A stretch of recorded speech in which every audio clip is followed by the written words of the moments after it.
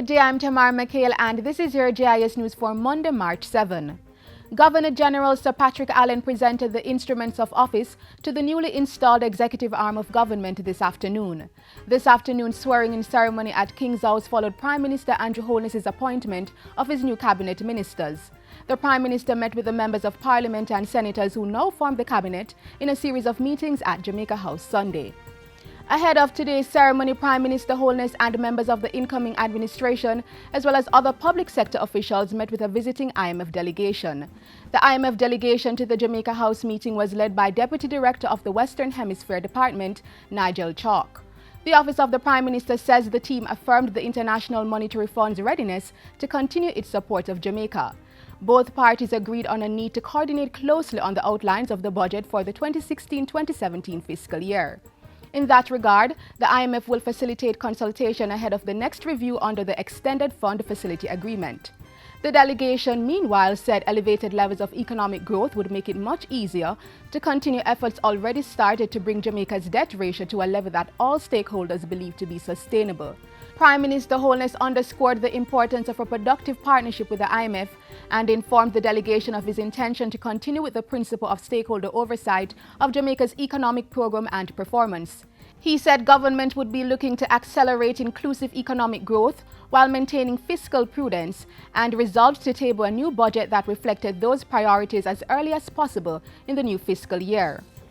In the meantime, the Bank of Jamaica BOJ is projecting Jamaica's economy to grow within the range of 0.5 to 1.5% for the 2015-2016 fiscal year ending March.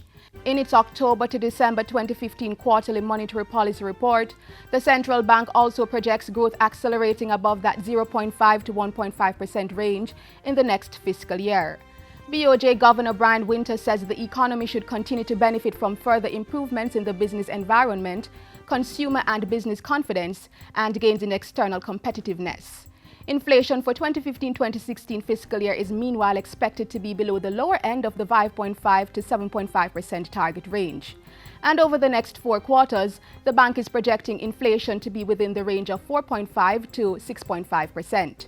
The BOJ says this outlook is largely dependent on a moderate increase in international commodity prices, as well as continued improvement in domestic demand. The Ministry of Health is appealing to persons who fall within the high-risk groups for severe complications to seek treatment early if they experience flu-like symptoms. Chief Medical Officer Dr. Winston Delahaye says patients in the high-risk groups usually have other illnesses made worse by the influenza infection or a compromised immune system. The high-risk groups include persons with non-communicable diseases such as heart and lung-related illnesses and respiratory diseases such as asthma. Pregnant women, young children, and the elderly are also at a higher risk of developing severe complications from the flu virus. The appeal for these persons to seek treatment early comes as the ministry confirms 28 influenza A H1N1 cases since the start of the year, including 4 associated deaths. The Health Ministry says all 4 persons had severe complications, including heart and lung-related illnesses. Dr. Delahaye says it is important that treatment for these persons is initiated early so that there is a greater chance of recovery. Influenza symptoms include fever, sore throat, cough, stuffy nose, headache, and body aches and fatigue. Nausea, vomiting, and diarrhea may also be experienced. And finally, ground has been broken for the construction of the Cambridge Community Development Resource Centre in St. James. It's being built in the Cambridge Town Square with $20 million in funding from the United States Agency for International Development, USAID. It's part of the USAID's Community Empowerment and Transformation Project, COMET Phase 2. USAID Mission Director to Jamaica, Denise Herbal, says the center will function as a hub for community interaction, empowerment, and transformation. It's going to include space for a CDC CBO office.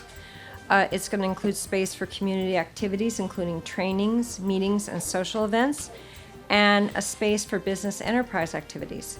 A police post will also be established as part of measures to improve police-community relations.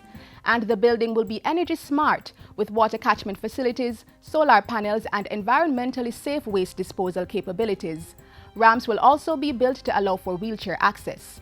When it's completed, a management committee will be established to run the facility. And that's it for JIS News today. I'm Tamara McHale. Thanks for watching.